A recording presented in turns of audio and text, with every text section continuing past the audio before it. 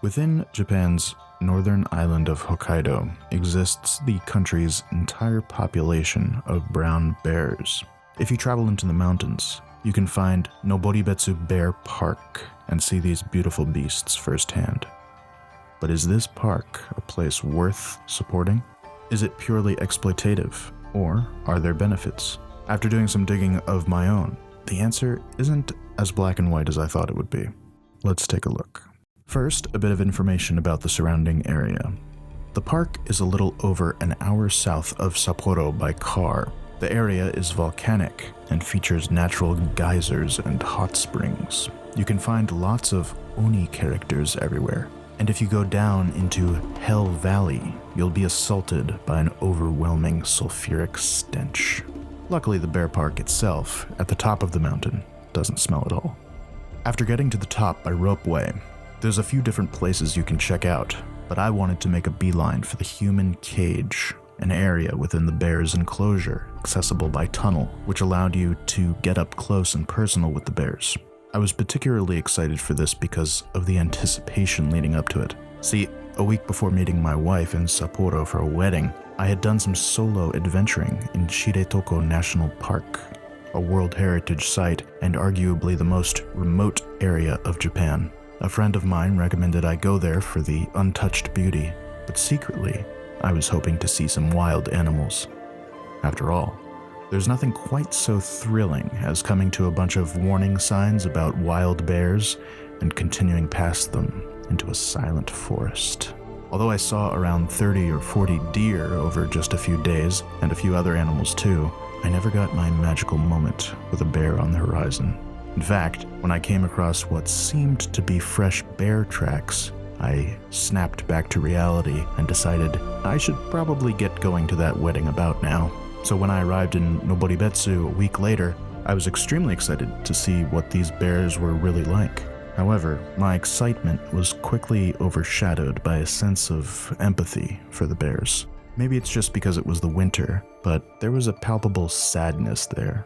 Before entering the cage, I was against feeding the bears so as not to be nickeled and dimed, but I quickly gave in. We should get some food.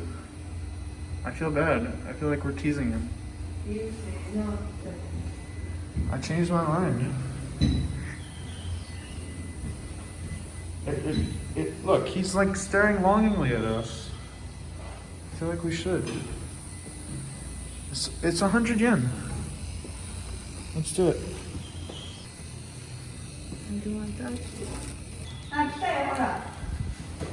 After buying a snack, you can put one of the snack balls into this metal tube and push it out toward the bear, kind of like a slide whistle. More.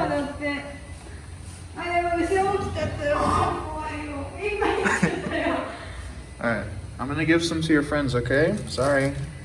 Alright, here we go. Oh, they're so hungry. Okay, I'm gonna hook you up, bud. I think they know the drill. Put it in.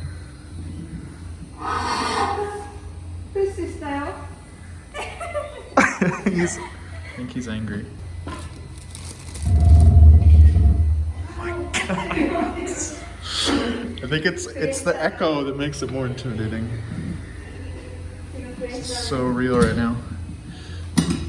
Okay. Yep. There you go. It became immediately clear that the bears had adapted human mannerisms like nodding, waving, or clapping to attract people to feed them. This made the bears come off as very funny and cute, and made it all the more gut-wrenching when the snacks ran out. When we got back up to the main platform, the reality of the situation started to set in. I'd like to give this place the benefit of the doubt, but the initial impression certainly made it feel like the bears are underfed, or are at least partially reliant on people buying snacks. Yeah. They want to catch it.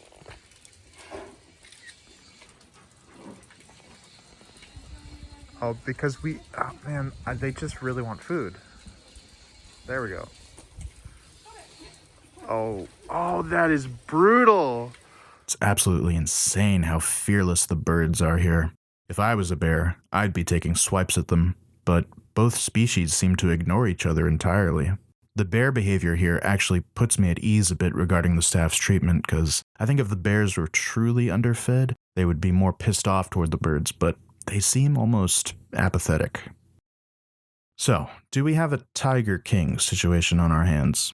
Well, although I have some questions about their operation, the situation is nowhere near as bad as that. First off, the bears are native to the region, not plucked from some other continent. Second, the place seems to make a genuine effort to promote education about brown bears. Their website claims they have the only museum in the world dedicated to brown bears, and offer lectures about different topics like breeding, diet, and communication. They also have an entire area dedicated to the indigenous people of Hokkaido, the Ainu. This fits well because the Ainu used bears for sources of food, fur, and tools. If this were America, it would be like having a Native American exhibit at a buffalo museum. As with the Native Americans, the Ainu suffered harsh treatment, hostile takeover, and many policies implemented helped to erase their culture. So it's nice to see aspects of it preserved here.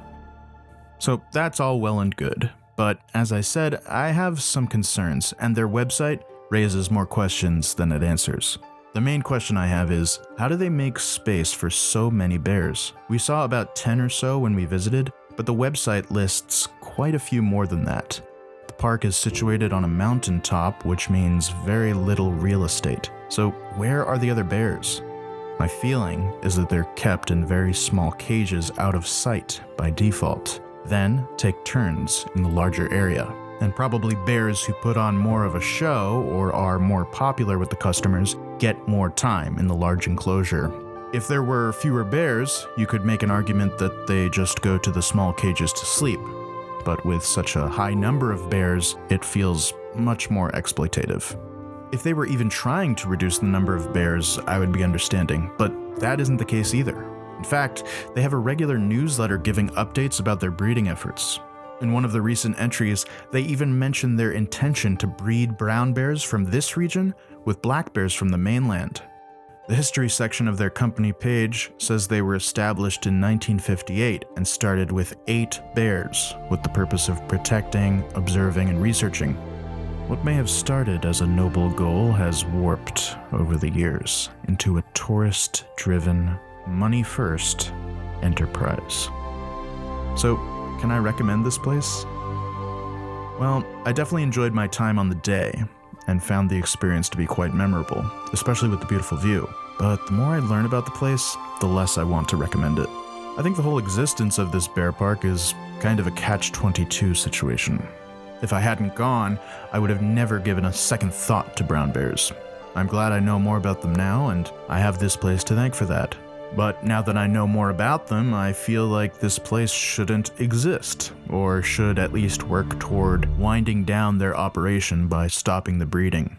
At the end of the day, I think it all comes down to where you draw your own personal line and how you view animals.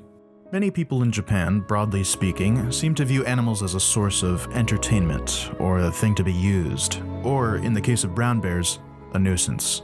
As time goes on and we've learned more about this world, it's become clear how lucky we really are. I mean, we're lucky just to be born, but not only were we were born with a vertebrae. And not just that, we were born a mammal. And not just any mammal, but the dominant species on a planet of millions of species. And to be alive during electricity and plumbing and being able to share and learn new things so instantaneously, I mean, it really is incredible. I think the least we can do is extend some empathy to other species on this planet who aren't nearly as insanely lucky as we are. In a twisted way, places like this can help to surface that empathy, pull you out of the virtual world we plunge ourselves in every day, and remind you of our position. But I think they could work towards scaling down the operation to the original number of 8 bears, and still evoke that feeling just fine.